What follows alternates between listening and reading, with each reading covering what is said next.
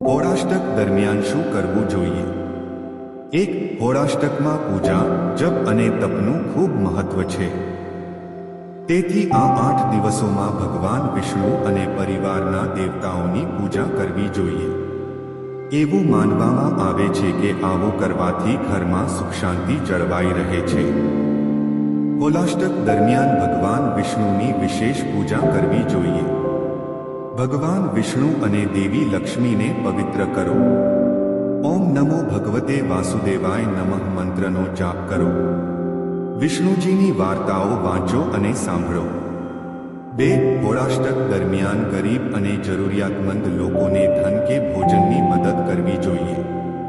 આ સમયે બાળકો સાથે સારો વ્યવહાર કરો અને તેમની સાથે પ્રેમથી વ્યવહાર કરો. એવું માનવામાં આવે છે કે હોળાષ્ટકના 8 દિવસના સમયગાળા દરમિયાન હિરણ્યકશ્યપે ભક્ત પ્રહલાદને ત્રાસ આપ્યો હતો અને ભગવાન ગુસ્સે થયા હતા. તેથી આ સમયગાળા દરમિયાન બાળકોને ત્રાસ આપવો જોઈએ નહીં. 3. હોળાષ્ટકમાં દરરોજ ભગવાન શિવની પૂજા કરવી જોઈએ અને મહામૃત્યુંજય મંત્રનો જાપ કરવો જોઈએ.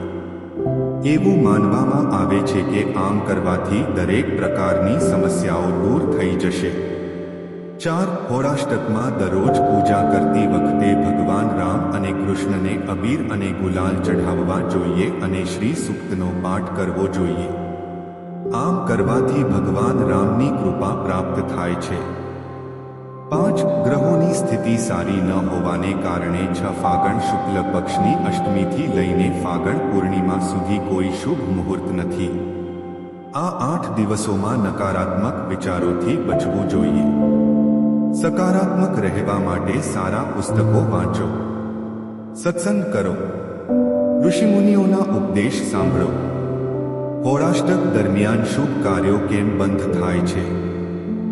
માન્યતા અનુસાર હોળાષ્ટક દરમિયાન 8 ગ્રહો ક્રોધિત સ્થિતિમાં રહે છે.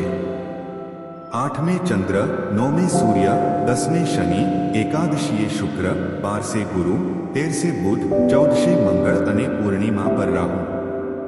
એટલા માટે હોળાષ્ટક દરમિયાન શુભ અને માંગલિક કાર્યો કરવામાં આવતા નથી. કારણ કે આ ગ્રહોનો અશુભ પ્રભાવ શુભ કાર્યોને અસર કરે છે. ગ્રહોના આવા પ્રભાવને કારણે વ્યક્તિને જીવનમાં ઘણી સમસ્યાઓ આવી શકે છે.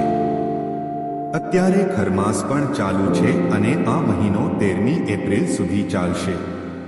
આવી સ્થિતિમાં 13મી એપ્રિલ સુધી લગ્ન, મુંડન, ગૃહ સંસ્કાર વગેરે જેવા શુભ અનુષ્ઠાન માટે કોઈ શુભ મુહૂર્ત રહેશે નહીં.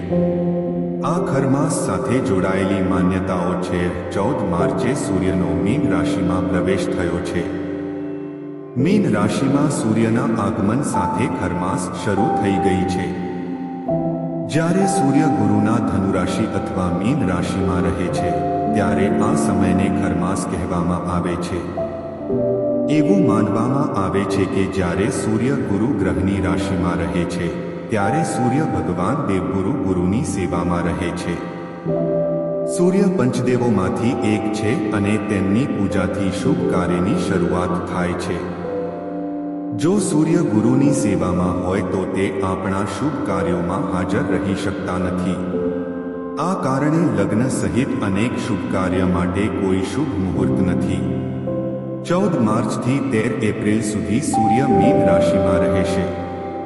આ પછી આ ગ્રહ મેષ રાશિમાં પ્રવેશ કરશે અને ખરમાસ સમાપ્ત થશે. તો મિત્રો, આજની સ્ટોરી કેવી લાગી તે કોમેન્ટ કરીને જરૂર જણાવજો. અને વિડિયો સારો લાગ્યો હોય તો વિડિયોને લાઈક અને શેર જરૂર કરી દેજો. અને મિત્રો, ચેનલ પર નવા હોય તો અમારી ચેનલને સબસ્ક્રાઇબ જરૂર કરી દેજો. તો મિત્રો, ફરી મળીશું એક નવા વિડિયો સાથે. જય સ્વામિનારાયણ, જય શ્રી કૃષ્ણ, હર હર મહાદેવ.